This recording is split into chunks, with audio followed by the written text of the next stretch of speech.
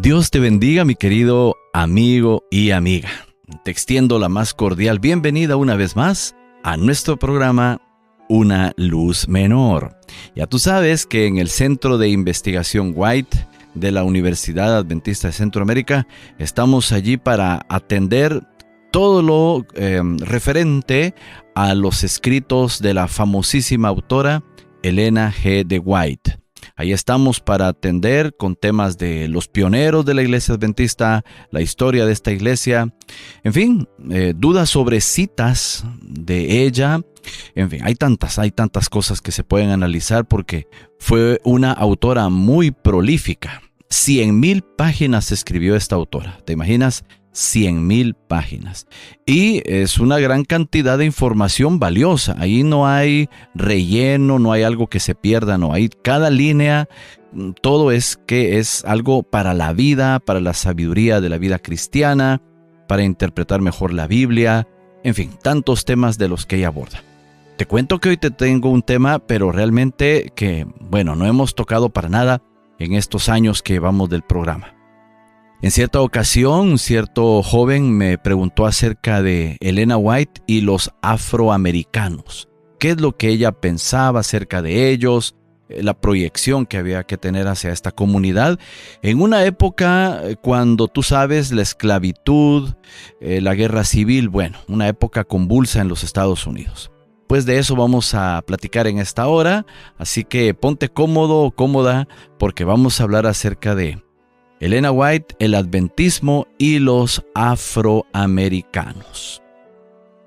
La obra adventista entre los afroamericanos, te cuento que se inició en el movimiento millerita, es decir, antes de que surgiera la iglesia adventista del séptimo día. En el movimiento millerita, entonces, mucho antes de que terminara la esclavitud en los Estados Unidos. Hubo predicadores afroamericanos prominentes, te cuento, tales como William Steele, Charles Bowles, también William Foy y John Lewis, los cuales desempeñaron un papel importante en la predicación de la segunda venida de Cristo. Ya tú sabes que los milleritas, su principal tema era la segunda venida de Cristo. Y entre los predicadores milleritas había personas afroamericanas y por supuesto que no se les impedía la predicación. Esto era así porque los milleritas, así como más adelante los adventistas sabatarios, no tenían prejuicios en contra de las personas afroamericanas, para nada. No tenían ni tenemos en la actualidad, para nada. Para nosotros, Dios no hace acepción de personas, independientemente de la raza, todos son bienvenidos al reino de los cielos. Así entonces, estos mencionados fueron colaboradores de William Miller y aceptaron plenamente su cómputo de que la segunda venida de Cristo ocurriría en el año 1844. Es decir, que entre las personas que experimentaron el chasco del 22 de octubre de esa fecha, se encontraban también personas afroamericanas. Es decir, que también a ellos se les predicaba y ellos eran bienvenidos a este movimiento, el movimiento millerita. Muchos afroamericanos ilustres como Frederick Douglass y Sojourner Truth conocían las enseñanzas de Miller sobre el advenimiento y tenían un profundo interés en ellas porque conllevaba la esperanza de que el mortal reinado de la esclavitud pronto llegaría a su fin. O sea, ellos también creían en el tema de la venida de Cristo y le ponían mucho interés porque sabían que con la segunda venida de Cristo se acabaría esa discriminación racial. Aunque el movimiento millerita básicamente acabó en el chasco del 22 de octubre de 1844, la semilla sobre la segunda venida de Cristo ya había quedado sembrada. Y pues muchos permanecieron, como entre los afroamericanos libres, permanecieron fieles a esta esperanza en los estados del norte y también entre los esclavos de los estados del sur. Dios mismo en esa época demostró que Él no hacía acepción de personas ni hacía discriminación racial. El pastor William Ellis Foy, el cual era afrodescendiente, recibió visiones sobre la segunda venida. y también sobre los sucesos que rodearían la llegada de los redimidos al cielo, lo cual se le mostró a Ellen White más adelante. Comunicó en forma oral y escrita lo que había visto y continuó predicando la segunda venida hasta su muerte en el año 1893. Cuando Helena de White era pequeña, ella y su padre escucharon la predicación de Foy en Portland, Maine. Y más adelante, después de que ella recibió sus primeras visiones, hablaron personalmente con él. Helena guardó copias de las 4 visiones de Foy y dijo que fueron notables los testimonios que presentó. Es decir, que las visiones de William Foy no eran mentirosas, ni era un fraude, ni un invento. Ellen White, estando bajo la influencia del Espíritu Santo, ratificó que los testimonios dados a Foy habían sido verídicos. Su ministerio profético duró aproximadamente 2 años. El ministerio del mencionado William Foy, desde 1842 a 1844, fueron 2 años. No fueron 2 días y 2 horas, no, fueron 2 años. Para que tú veas que Dios quería dar el don profético, estaba dispuesto a darlo no solamente a una mujer, no solamente a personas de raza caucásica, sino también a personas afrodescendientes. Él no tenía ningún problema con distribuir su don a cualquier persona que él quisiera, independientemente de su raza. A menudo se le ha confundido con Hazen Foss, ¿verdad? Porque los apellidos se parecen. Digamos, Foss y Foy, sí, suenan bastante parecidos, pero estamos hablando aquí de William Foy. Helena White fue la promotora más destacada de la obra a favor de los afroamericanos. Repito esto porque hay personas que han cuestionado, incluso en internet, hay personas calumniando a Ellen White de que ella era racista. Como te digo, un muchacho se me acercó y me preguntó: pastor, ¿Ellen White realmente era racista? Dígame, ¿sí o no? Porque yo he visto estas publicaciones aquí y allá. Yo le digo, no, para nada, en lo más mínimo. Ellen White jamás fue racista. Por el contrario, ella fue la promotora más destacada de la obra a favor de las personas afrodescendientes. Junto con el pesado deber de dirigir la organización de la Iglesia Adventista, ella sentía una obligación especial hacia los afroamericanos del sur. Sabía que estos, a causa de los males engendrados por la esclavitud, luchaban en medio del abandono y la pobreza.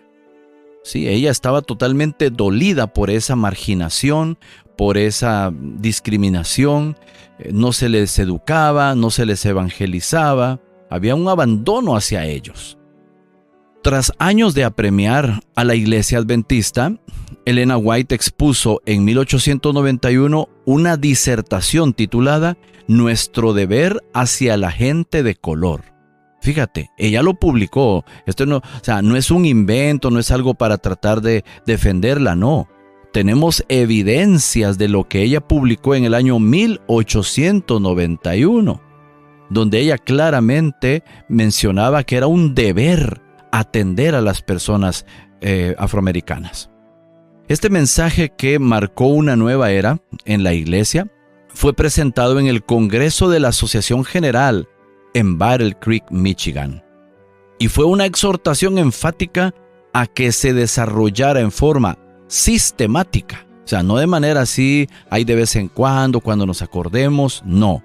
De manera sistemática debía desarrollarse una obra a favor de los afroamericanos del sur de los Estados Unidos. Sus palabras fueron cruciales para motivar a la iglesia a desarrollar un trabajo más activo en esa zona. Además, influyeron mucho sobre su hijo, James Edson White, quien dedicó sus esfuerzos a la obra entre estas personas. Exactamente. Cuando Edson vio que no había mucho movimiento de la iglesia, porque por temores, por la violencia que esto podría generar, la inseguridad, esa precaución, dijo James Edson, no, yo no voy a andar esperando mucho, y él generó recursos, donaciones, en fin, de tal manera que construyó un barco, The Morning Star, y la dirigió por el río Mississippi para evangelizar. El hijo de Ellen White, siguiendo las instrucciones de su mamá Ellen, entonces vino y juntamente con su esposa y otros colaboradores evangelizaron a estas personas, ofreciéndoles planes de alfabetización, un plan médico ahí de ayuda a estas personas. Bueno, fue algo fantástico lo que hizo el hijo de Ellen White.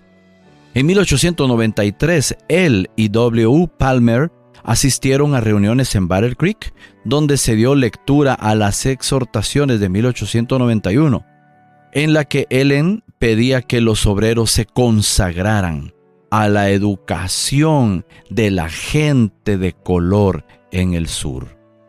Como respuesta, W. Palmer y Edson White fueron innovadores y construyeron con fines de movilidad y seguridad un barco de vapor en las costas del río Kalamazoo, a la altura de Allegan, Michigan.